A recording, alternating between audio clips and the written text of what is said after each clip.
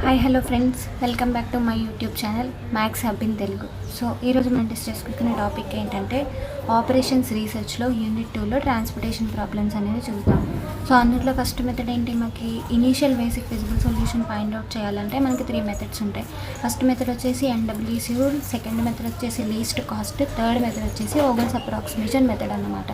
So మనం first చూడబోయేది ఏంటంటే ఎన్డబ్ల్యూసి రూల్. ఓకేనా, సో నా యూట్యూబ్ ఛానల్ నేమ్ ఇప్పుడు మనం డిస్కస్ చేసుకునే టాపిక్ అనమాట. సో ఆపరేషన్స్ రీసెర్చ్లో యూనిట్ 2లో ట్రాన్స్పోర్టేషన్ ప్రాబ్లమ్స్లో ఎన్డబ్ల్యూసి రూల్. సో ఇందులో ఒక ఎగ్జాంపుల్ని కన్సిడర్ చేసుకున్నాను చూడండి. నేను ఆ ఎగ్జాంపుల్ ఎలా ఉందంటే, determine the basic feasible solution to the following transportation problem.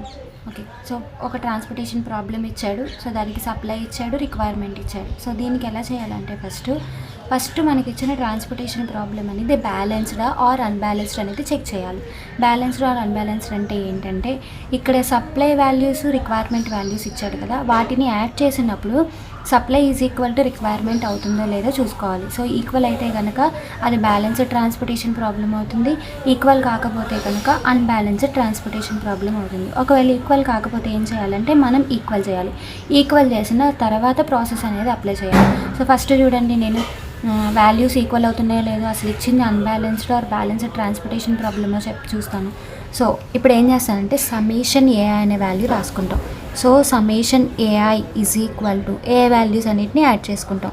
So 6 + 1 + 10 is equal to 17. So summation AI is equal to 17 వచ్చింది.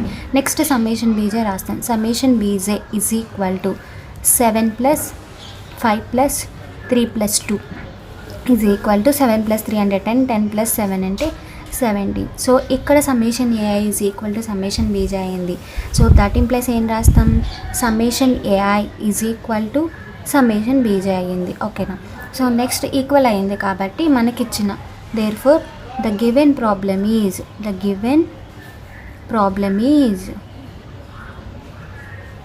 Problem is balanced transportation problem. So ఇలా చేసిన తర్వాత ఏం చేయాలంటే, మనకి ఇది ఎన్డబ్ల్యూసి రూల్. ఎన్డబ్ల్యూసి అంటే ఏంటంటే నార్త్ వెస్ట్ కార్నర్ రూల్ అన్నమాట. సో ఇప్పుడు ఈ మెథడ్లో ఏం చేయాలంటే, నార్త్ వెస్ట్ కార్నర్లో మనం ఎలొకేషన్ అనేది చేయాలి. సో ఇచ్చిన టేబుల్లో నార్త్ వెస్ట్ సెల్ ఇది అన్నమాట. సో ఇప్పుడు వీటికి సెల్ నేమ్స్ రాస్తే ఎలా రాస్తాం చూడండి. సో ఇది C11 cell, C12, C13, C14, C21, C22, C23, C24, next C31, C32, C33, C34 అనమాట. సో ఫస్ట్ మనం ఏం చేస్తామంటే ఈ మెథడ్లో ఎన్డబ్ల్యూసి రూల్ కాబట్టి నార్త్ వెస్ట్ కార్నర్లో ఉండే సెల్లో ఎలొకేషన్ చేస్తాం. సో ఫస్ట్ ఏం చేయాలంటే the allocation is made in the cell, allocation is made in the cell 1, అని రాసుకుంటాం. సో ద మ్యాగ్నిట్యూడ్ అంటే ఏం లేదు, ఆ సెల్ యొక్క లెంత్ అన్నమాట. Magnitude of the allocation is given by X11 is equal to ఏం రాస్తామంటే formula minimum of A1, B1. So ఇప్పుడు మనకి మినిమమ్ ఆఫ్ A1, B1 అంటే ఏ వాల్యూస్ అవుతాయంటే, ఇక్కడ మనకి ఏ వాల్యూస్ ఇచ్చాడు, బీజే వాల్యూస్ ఇచ్చాడు. సో ఇవేమవుతాయి, A1, A2, A3 అవుతాయి. ఇది B1, B2, B3 అవుతుంది. సో A1 అంటే 6, B1 అంటే 7. సో 6, 7 వేసుకుంటాం.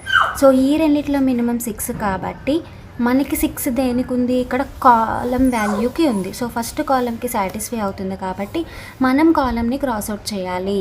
సో నేను వాల్యూస్ సబ్స్టిట్యూట్ చేస్తాను చూడండి. సేమ్ ఇక్కడ ఇచ్చింది ఇక్కడ వేసుకుంటున్నాను చూడండి. 2, 3, 11, 7, 1, 0, 6, 1, 5, 8, 15, 9 అన్నమాట. సో మనకి ఇక్కడ వాల్యూస్ ఉంది 6, 1, 10 ఏ వాల్యూస్. నెక్స్ట్ బీజే వాల్యూస్ ఏమున్నాయి చూడండి, 7, 5, 3, 2.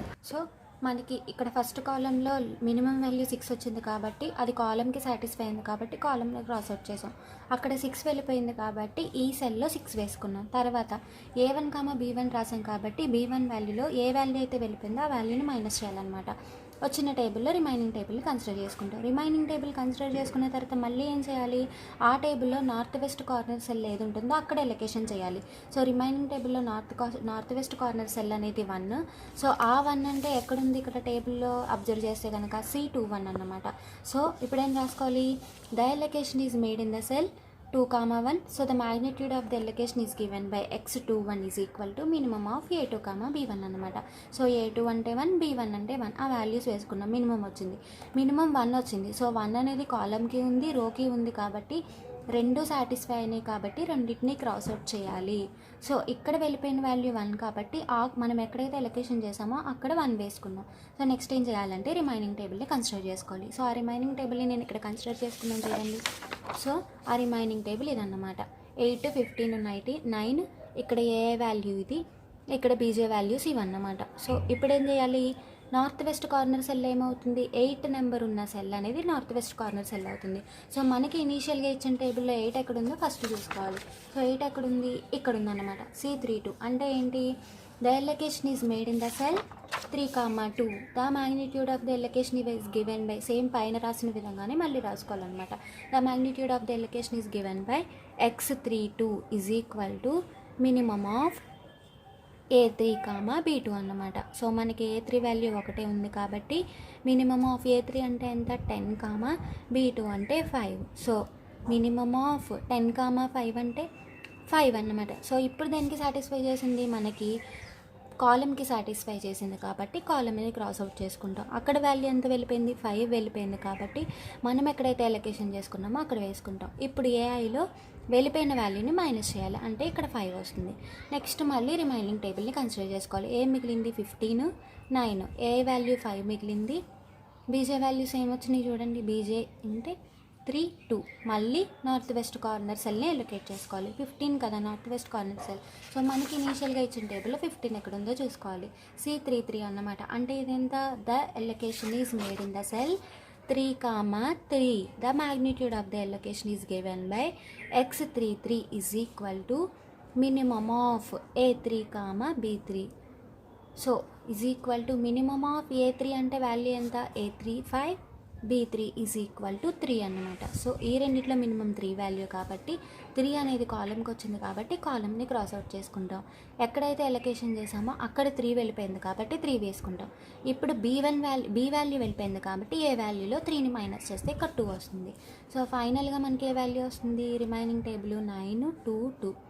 AI2 బీజే వాల్యూ కూడా 2 ఉందన్నమాట. సో ఇప్పుడు ఏం చేయాలి, నార్త్ వెస్ట్ కార్నర్ సెల్ అంటే ఈ సెల్లే కదా. సో ఇనీషియల్ టేబుల్లో ఈ వాల్యూ ఎక్కడుందో అబ్జర్వ్ చేసుకోవాలి. సో ఈ వాల్యూ ఎక్కడుంది, C34 అన్నమాట. The allocation is made in the cell 3, 4. The magnitude of the allocation is given by x34 is equal to minimum of A3, B4 అన్నమాట. So is equal to minimum of A3 అంటే B4, ఇంకా అవే మిగిలినాయి కదా. So ఆ రెండే అవుతాయి. ఈ రెండిట్లో minimum 2 కాబట్టి బోత్ రోకి కాలంకి సాటిస్ఫై చేస్తుంది కాబట్టి కాలంని రోని క్రాస్ అవుట్ చేస్తాం. ఇక్కడ 2 వేసుకుంటాం ఎందుకంటే 2 వాల్యూ వెళ్ళిపోయింది కాబట్టి. ఇప్పుడు ఏం చేయాలంటే మనకి ప్రాబ్లం అనేది కంప్లీట్ అయిపోయింది కాబట్టి ఆల్ ఎలొకేషన్స్ అనేవి చేసేసాం కాబట్టి ఇనీషియల్ టేబుల్ ఏదైతే ఉందో ఆ వాల్యూని మళ్ళీ కన్సిడర్ చేసుకోవాలి. సో కన్సిడర్ చేసుకున్నప్పుడు సేమ్ అదే టేబుల్ని తీసుకొని ఆ వాల్యూసే తీసుకుంటాం. చూడండి ఫస్ట్ రో వాల్యూస్ ఏమున్నాయి, 2, 3, 11, 7. 2, 3, 11, 7. Second row 1, 0, 6, 1. So 1, 0, 6, 1. Third row values చూడండి 5, 8, 15, 9. సో 5, 8, 15, 9 అన్నమాట. ఇప్పుడు ఏం చేయాలంటే మనకి ఇనీషియల్ బేసిక్ ఫిజిబుల్ సొల్యూషన్ అంటే ఏంటంటే ఇప్పుడు మనం ఎక్కడైతే ఎలొకేషన్స్ చేసామో అవన్నీ ఇక్కడ రిప్రజెంట్ చేసుకుంటాం. First north west corner cell ఇదే కదా. సో 2 దగ్గర ఎంత వచ్చింది మనకి వాల్యూ, ఇక్కడ మనం క్రాస్ అవుట్ చేసుకున్నప్పుడు వేసుకున్నాం చూడండి, ఇక్కడ 6 వచ్చింది. సో 2 దగ్గర C11 సెల్ దగ్గర 6. నెక్స్ట్ ఇంకొక సెల్ ఏముంది 1, ఇదంతా 2, 1. 2, సెల్ దగ్గర ఎంత వచ్చింది ఎలొకేషన్ 1 అన్నమాట. సో 2, 1 దగ్గర ఎంత వచ్చింది ఎలొకేషన్ 1 అన్నమాట. సో 2, 1 అంటే ఇదే కదా. సో ఇక్కడ 1 వేసుకుంటాం. నెక్స్ట్ ఎలొకేషన్ ఎక్కడ ఉంది చూడండి. నెక్స్ట్ థర్డ్ ఎలొకేషన్ ఎక్కడ చేసాము, 3,2. 3,2 అంటే ఇదే కదా. సో అక్కడ ఎంత వచ్చింది ఎలొకేషన్, 5 వచ్చింది. నెక్స్ట్ ఎలొకేషన్ ఎక్కడ చేసాం, 3,3. 3,3 అంటే ఇది కాబట్టి అక్కడ ఎంత వచ్చింది వాల్యూ, 3 వాల్యూని ఇక్కడ తీసుకుంటాం. లాస్ట్ ఎలొకేషన్ ఎక్కడ చేసామంటే 3,4. 3,4 సెల్ అంటే ఇదే కాబట్టి అక్కడ ఎలొకేషన్ 2 వచ్చింది కాబట్టి ఇది తీసుకుంటాం. సో మనకి ప్రాబ్లం అనేది ఆల్ రిమ్ రిక్వైర్మెంట్ సాటిస్ఫై చేసింది కాబట్టి ఇప్పుడు ఏం రాస్తామంటే ద ఇనీషియల్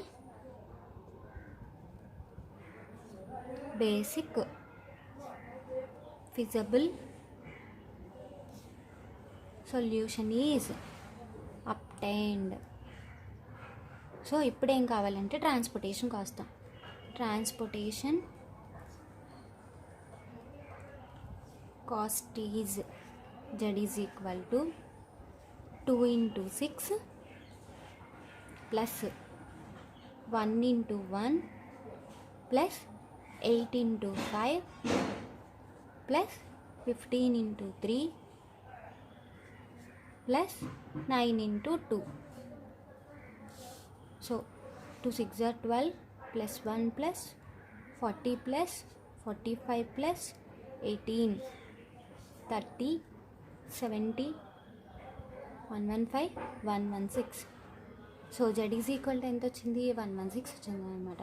సో ప్రతి NWC రూల్లో ఇదే విధంగా చేయాలి. సో ఈ వీడియో కనుక మీకు నచ్చినట్లయితే లైక్ చేయండి, షేర్ చేయండి అండ్ సబ్స్క్రైబ్ చేయండి.